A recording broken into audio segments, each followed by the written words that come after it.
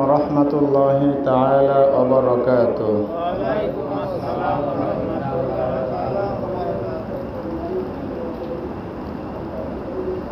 الحمد لله وحده والصلاة والسلام على رسول الله. أما بعد فأعوذ بالله من الشيطان الرجيم. بسم الله الرحمن الرحيم. الله لا إله إلا هو الحي القيوم إلى آخر الآية. আলহামদুলিল্লাহ, আল্লাহ তাআলার দয়া ও মেহেরবানি যে আল্লাহ রাব্বুল আলামিন আমাদেরকে জুমার দিন মসজিদে আসার এবং কিছু কথা শোনার তৌফিক দান করেছেন। এজন্য আমরা খুশির সাথে ঈমানি আওয়াজে পড়ি আলহামদুলিল্লাহ। প্রিয় উপস্থিতি, ছোট্ট একটি বিষয় নিয়ে সামান্য কয়েকটি কথা আপনাদের সাথে শেয়ার করার চেষ্টা করছি ইনশাআল্লাহ।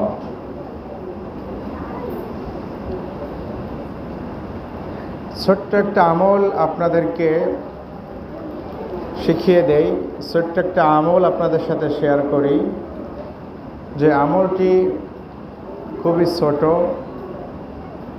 এবং খুবই সহজে করা যায়, কিন্তু নবীজি সে একটা আমলের সাথে জান্নাতকে সম্পৃক্ত করে দিয়েছেন। সুবহানাল্লাহ।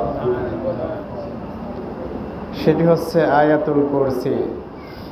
পবিত্র কুরআন আল কারীমের সূরাতুল বাকারার 255 নম্বর আয়াত। এই আয়াতকে বলা হয় আয়াতুল কুরসি। বিশ্বনবী এই আয়াতকে বলেছেন সাইয়্যিদাতুল কুরআন, কোরআনের নেতা। এই আয়াতকে বিশ্বনবী কোরআনের নেতা বলেছেন। আবার নবীজি বলেছেন এই আয়াতটি কোরআনের এক চতুর্থাংশ। সুবহানাল্লাহ। এক দিক দিয়ে আয়াতটি কোরআনের এক চতুর্থাংশ, অপর দিক দিয়ে এই আয়াতটিকে কোরআনের নেতা বিশ্বনবী বলেছেন। পবিত্র কোরআন আল কারীমের মধ্যে সূরা হিসাবে সবথেকে গুরুত্বপূর্ণ সূরা হচ্ছে সূরাতুল ফাতিহা, আর আয়াত হিসেবে গুরুত্বপূর্ণ আয়াত হচ্ছে আয়াতুল কুরসি। এই জন্য আয়াতুল কুরসি এর গুরুত্ব অত্যাধিক, ফজিলত অসীম। এই জন্য ছোট বাচ্চা কান্নাকাটি করে, বাচ্চার মধ্যে জিনের সমস্যা আছে, আপনার উপরে বদনজর লেগেছে, আপনাকে জাদুটোনা করা হয়েছে, এই জাতীয় যত সমস্যা আছে, এই জাতীয় সমস্যা আমাদের কাছে নিয়ে আসলেই আমরা যে আয়াতটি পড়ে ফু দেই, সেই আয়াতটি হচ্ছে আয়াতুল কুরসি। জিন সংক্রান্ত যত ধরনের সমস্যা আছে সব জায়গায় আয়াতুল কুরসি প্রযোজ্য, এবং এটাই জিনেদের নিজেদের বক্তব্য। আমি নিজেও এক জিনের কাছে জিজ্ঞেস করেছিলাম, সে উত্তর দিছিল যে আয়াতুল কুরসি পরে ফু দিলে আমাদের সেখানে থাকা আর সম্ভব হয় না, এবং এটার প্রমাণ হাদিসেও আছে, সেটা আমি সামনে দিব। বদনজর ইসলামের স্বীকৃত। একজন সাহাবী গোসল করতেছিলেন খালি গায়ে, অপর একজন সাহাবী যাচ্ছিলেন রাস্তা দিয়ে, তার দিকে তাকিয়ে বলেছিল তোমার শরীরটা এত সুন্দর, আরও কয়েকটা কথা বলেছিলেন। তো এরপর থেকেই এই সাহাবী পুকুরের মধ্যেই অসুস্থ হয়ে পড়েছে, তাকে নবীজির দরবারে আনা হয়েছে। নবীজি অনুসন্ধান চালিয়ে কোনো রোগ খুঁজে পাচ্ছেন না। পরিশেষে বলেছেন যে তোমার উপর বদনজরে লেগেছে, তোমাকে কি কেউ কিছু বলেছে? বলল না হুজুর, এমন কেউ কিছু আমাকে বলে নাই। বলল ভেবে দেখো। তো সে খুঁজতে খুঁজতে পেলেন যে আমি পুকুরে গোসল করতেছিলাম খালি গায়ে, এমত অবস্থায় আমার অমুক ভাই আমাকে বলেছেন তোমার শরীরটা অনেক সুন্দর। নবীজি বলেছে সে তোমাকে সুন্দর বলে নাই, বরং সে তোমাকে তীরের আঘাত করেছে। তার বদনজরটা তোমার উপর এমনভাবে লেগেছে যে কিছু সময় পরে তোমার মৃত্যু হতে পারত। তার মানে বদনজর, মানুষের বদনজর লাগা এটাও কি ইসলামে স্বীকৃত। লাগে, ক্ষতি করে, এটা সঠিক। মানুষ জাদুটোনা করে ক্ষতি করতে পারে একে অপরকে, এটাও কি সঠিক। লাবিদ ইবনে আসাম নবীজিকে জাদু করেছিল না? নবীজি ক্রমান্বয়ে অসুস্থ হয়ে যাচ্ছিলেন না? তার মানে মানুষকে জাদুটোনা করে ক্ষতিগ্রস্ত করে, এটাও আমরা প্রমাণ পেয়েছি নবীজির হাদিস থেকে। স্বয়ং নবীজিকেই করা হয়েছিল, নবীজি অসুস্থ হয়েছিলেন আর একজনের জাদুতে। আবার নবীজি এই সাহাবীকে বললেন যে তোমার উপর বদনজরে লেগেছে, তার মানে বদনজরটাও ইসলামে স্বীকৃত, লেগে থাকে। যাই হোক, বলতেছিলাম যে আয়াতুল কুরসির ফজিলতটি। তো আয়াতুল কুরসি তাহলে আমরা অনেক ক্ষেত্রে ব্যবহার করে থাকি। এজন্য আপনার বাচ্চা কান্নাকাটি করে, আপনি যদি আয়াতুল কুরসি পরে ফু দেন, সুস্থ করে দিবেন কে? আপনার বাচ্চা ঘুমের ঘরে চমকে ওঠে, বাচ্চা শুকাতে শুকাতে শুকায় যাচ্ছে, খাবার খেতে চায় না, অত্যাধিক বিরক্ত করে। এই যে খাবার না খাওয়া, অত্যাধিক বিরক্ত করা, শারীরিক সমস্যার পাশাপাশি এটি জিনের বদনজর, জিনের ওয়াসওয়াসার কারণেও বাচ্চারা কান্নাকাটি, খানা থেকে বিরত থাকা, অধিক বিরক্তি করা, এটা করে থাকে। আবার কেউ শারীরিক সমস্যার কারণে করে থাকে। তো আয়াতুল কুরসি এই সমস্ত ক্ষেত্রে আপনি যদি সঠিকভাবে সহিশুদ্ধভাবে পড়ে ফু দিতে পারেন, আপনার বাচ্চাকে সুস্থ করবেন কে? আর একটু জোরে বলেন কে? প্রিয় উপস্থিতি, আয়াতুল কুরসি তাহলে এক নম্বর আমরা জানলাম যে আয়াতুল কুরসি এটি হচ্ছে কোরআনের কত অংশ? 1/4। দ্বিতীয় জানলাম এই আয়াতটি হচ্ছে কোরআনের নেতা।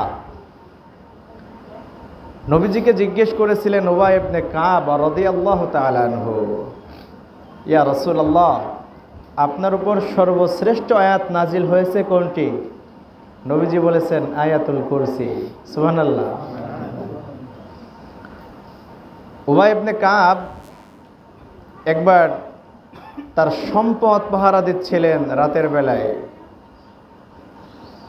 একটা জিন তার কাছে আসলো, আর সে জিনকে দেখে বলল যে তুমি মানুষ নাকি জিন? উত্তরে সে বলল, হুজুর আমি জিন। তো বললো তোমাদের অনিষ্টতা থেকে বাঁচার উপায় কি? জিন বলল আয়াতুল কুরসি নিয়মিত পাঠ করলে আমরা তাকে ক্ষতি করতে পারি না। এটা হচ্ছে জিনের অনিষ্টতা থেকে বাঁচার উপায়, আয়াতুল কুরসি, তার প্রমাণ পেলাম। আপনি যদি নিয়মিত আয়াতুল কুরসি পাঠ করেন সকাল বিকাল, সকাল সন্ধ্যায়, তো আপনার ঘরেও ইনশাল্লাহ চুরি হবে না। সুবহানাল্লাহ বলেন। তার প্রমাণ হচ্ছে হযরত আবু হুরায়রা রাদিয়াল্লাহু তাআলা আনহু একবার গনিমতের মাল, খেজুর পাহারা দিচ্ছিলেন। ইতিমধ্যে একটা চোর আসলো।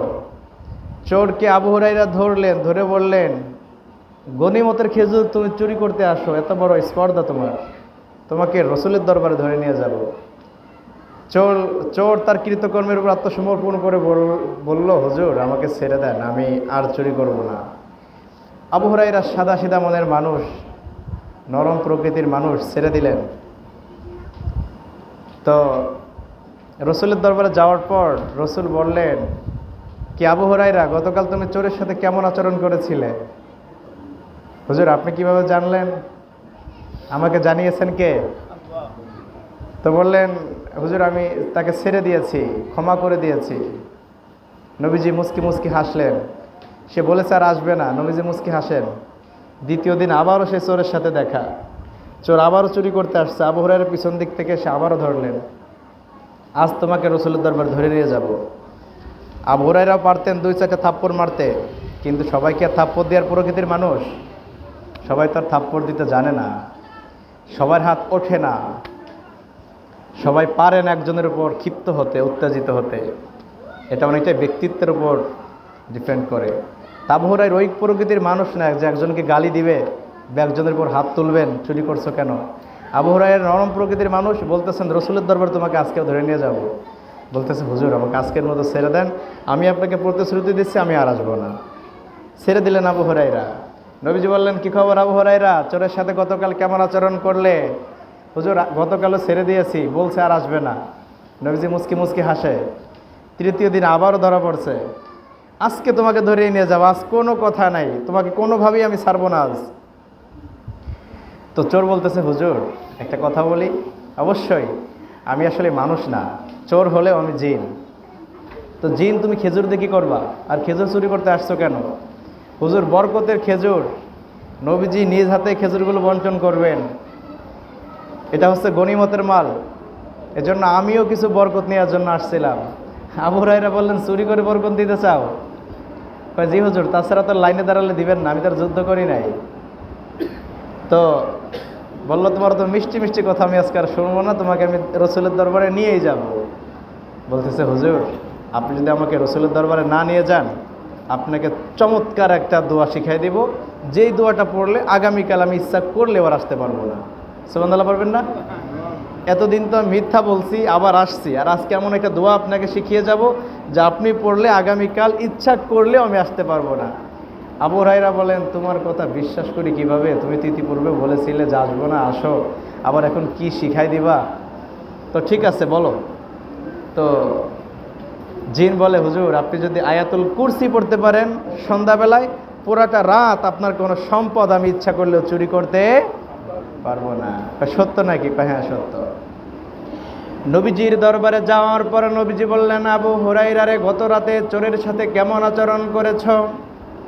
আবু হুরায়রা বললেন, ইয়া রাসূলুল্লাহ, গত রাতে সে তার কৃত কর্মের উপরে এমনভাবে আত্মসমর্পণ করেছে হুজুর, আমার মায়া লেগেছে, আমি ধরে আপনার কাছে নিয়ে আসতে সাহস পাইলাম না।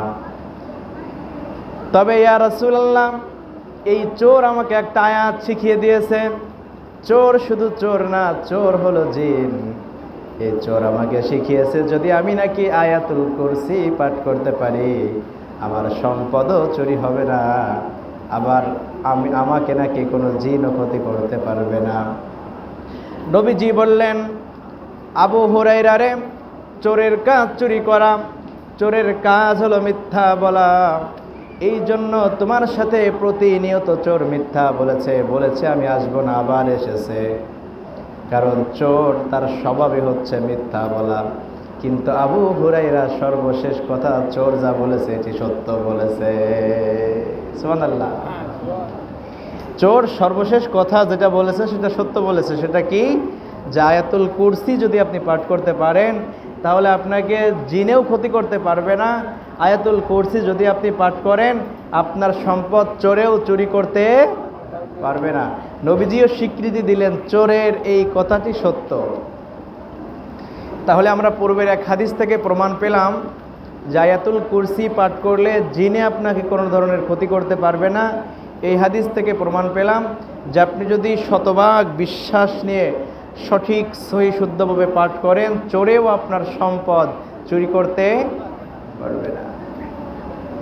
পাশাপাশি আপনি যদি আয়াতুল কুরসি পাঠ করেন, আপনাকে কোনো জাদুকর আপনাকে জাদু করতে পারবে না, কোনো অনিষ্টকারী আপনাকে অনিষ্ট করতে পারবে না, ক্ষতি করতে পারবে না।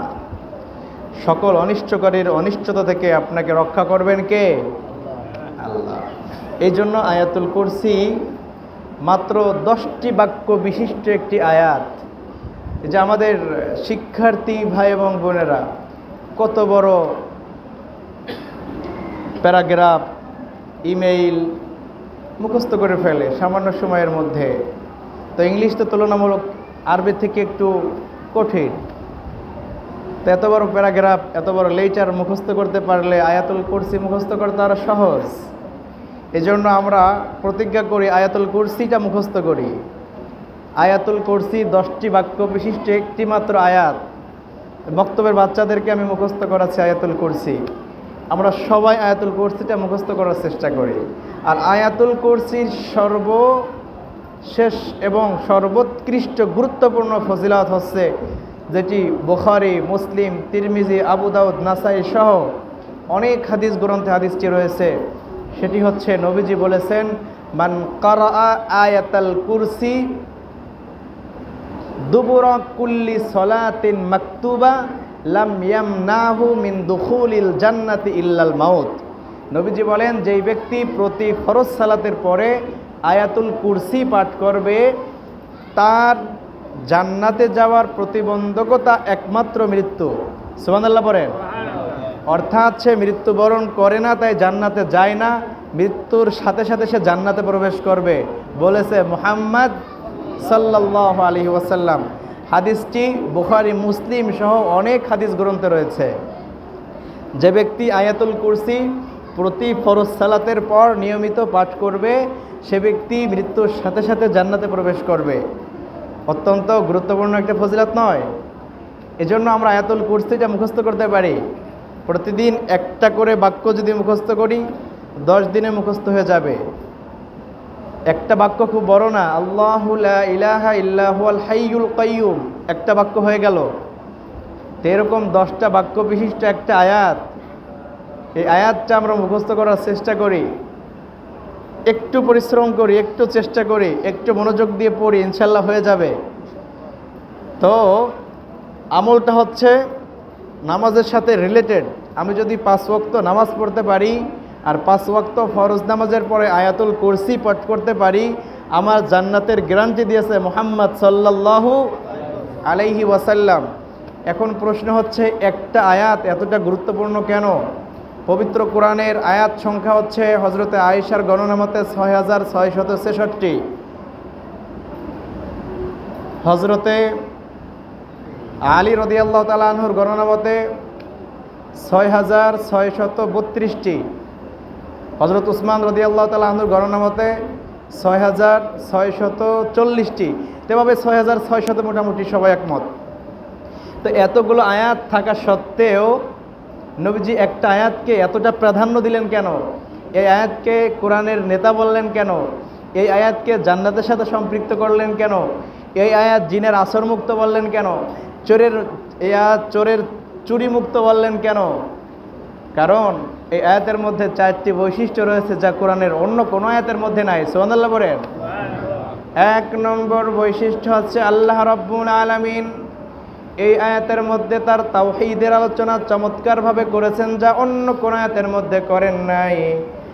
আল্লাহু লা ইলাহা ইল্লা হুয়াল হাইয়ুল কাইয়ুম, তিনি ছাড়া লা ইলাহা কোনো ইলাহ নাই। আল হাইয়ুল কাইয়ুম, তিনি চিরঞ্জীব এবং চিরস্থায়ী। লা তাআখুযুহু সিনাতুন ওয়ালা নাওম, তাকে ঘুম এবং তন্দ্রা কোনোটাই আচ্ছন্ন করতে পারে না। তন্দ্রা মানে বুঝেন না? এই জুমার দিন প্রথম লাইনের লোকেরা যেভাবে যে একটু পরপর এটাকে বলে তন্দ্রা। আর ঘুম তো আমরা সহজেই বুঝি। তো আল্লাহকে ঘুমেও আচ্ছন্ন করতে পারে না, তন্দ্রাও আচ্ছন্ন করতে পারে না। এই যে তাওহীদের আলোচনা, আল্লাহর একত্ববাদের আলোচনা। এরপরে দ্বিতীয় বৈশিষ্ট্য হচ্ছে আল্লাহ রাব্বুল আলামিন একই আয়াতের মধ্যে তাওহীদের আলোচনা যেভাবে করলেন, কুদরতি আলোচনা ও কুদরতের আলোচনাও সেভাবে করেছেন। লাহু মা ফিস সামাওয়াতি ওয়া মা ফিল আরদ, নবমণ্ডল এবং ভূমণ্ডলে যা কিছু রয়েছে সব কিছু তার মালিকানায়। সুবহানাল্লাহ। মান যাল্লাযী ইয়াশফাউ ইনদাহু ইল্লা বিইذনিহি, বিচার দিবসে তার অনুমতি ছাড়া কে তার কাছে সুপারিশ করবে? সুপারিশ নিয়ে আমার একটা ভ্রান্ত ধারণা আছে, এই অমুককে সুপারিশ করে জান্নাতে নেবে, সে তমুককে সুপারিশ করে জান্নাতে নেবে। সুপারিশটা খুব সহজ বিষয় না। বিচার দিবসে সুপারিশ করার জন্য অনুমতি লাগবে। সুপারিশ গ্রহণ গৃহীত হওয়া না হওয়া তো পরের বিষয়, সুপারিশটা করতে পারবো কিনা এ বিষয়েও অনুমতি লাগবে। অর্থাৎ আপনি ইচ্ছা করলেই আপনার বাবার ব্যাপারে, আপনার সন্তানের ব্যাপারে আল্লাহর কাছে সুপারিশ করতে পারবেন না যে তাকে জাহান্নাম থেকে মুক্ত করে জান্নাতে দেন। বরং আগে এই বিষয়ে আল্লাহর কাছে আবেদন করতে হবে যে আমি কি একটু সুপারিশ করতে পারবো। যদি অনুমতি আসে তারপরে সুপারিশ করতে পারবেন। তারপরে সুপারিশ গ্রহণ না করা পরের ব্যাপার। সুপারিশ করতে পারবেন কিনা এই বিষয়ে আগে অনুমতি নিতে হবে। সে হোক আপনার বাবা, আপনার সন্তান, আপনার পীর, যেই হোক না কেন। স্বয়ং বিশ্বনবীকেও সুপারিশ করার জন্য আগে অনুমতি নিতে হবে কার কাছে? আল্লাহর কাছে অনুমতি নিয়ে তারপরে সুপারিশ করতে হবে। এজন্য সুপারিশ খুব কঠিন বিষয়। আরেকজনের সুপারিশে আপনি জান্নাতে যাওয়ার জন্য যে ব্যস্ত আছেন, এটা খুব কঠিন বিষয়। নিজের আমলেই নিজেকে যেতে হবে। নিজের আমলের বিনিময় আল্লাহর রহমতেই আপনাকে জান্নাতে যেতে হবে। অন্যের সুপারিশের আশায় বসে থেকে লাভ নাই। ইয়ালামু মা বাইনা আইদিহিম ওয়া মা খালফাহুম, আমাদের সামনে পিছনে আমাদের চতুর্পাশে যা কিছু রয়েছেন সব ব্যাপারে তিনি অবগত আছেন। ওয়ালা ইউহিতুনা বিশাইইম মিন ইলমিহি ইল্লা বিমা শা, আর তিনি যতটুকু চান মানুষ ততটুকু জানে, তার বাইরে কেউ কিছু জানতে পারে না। এরপরে তৃতীয় বৈশিষ্ট্য হচ্ছে এই আয়াতের মধ্যে রব্বুল আলামিন তার কুরসির আলোচনা করেছেন। কুরসি, চেয়ার, সিংহাসন, তিনি যেই সিংহাসনে সমাসীন আছেন এই সিংহাসনের আলোচনা আল্লাহ এই আয়াতের মধ্যে করেছেন। এই জন্য এই আয়াতের নামকরণ করেছেন আয়াতুল কুরসি, সিংহাসনের আয়াত। সুবহানাল্লাহ পড়েন। ওয়াসিআ কুরসিয়ুহুস সামাওয়াতি ওয়াল আরদ, তার কুরসি, তার সিংহাসন পুরাটা আসমান জমিনকে বেষ্টন করে রেখেছে। ওয়ালা ইয়াউদুহু হিফযুহুমা, আর এই সব কিছু সংরক্ষণ করা তার কোনো কষ্টসাধ্য বিষয় নয়। ওয়ালা ইয়াউদুহু হিফযুহুমা ওয়া হুয়াল আলিয়্যুল আযীম, আর তিনি হচ্ছে মহা ক্ষমতাশীল এবং পরাক্রমশালী।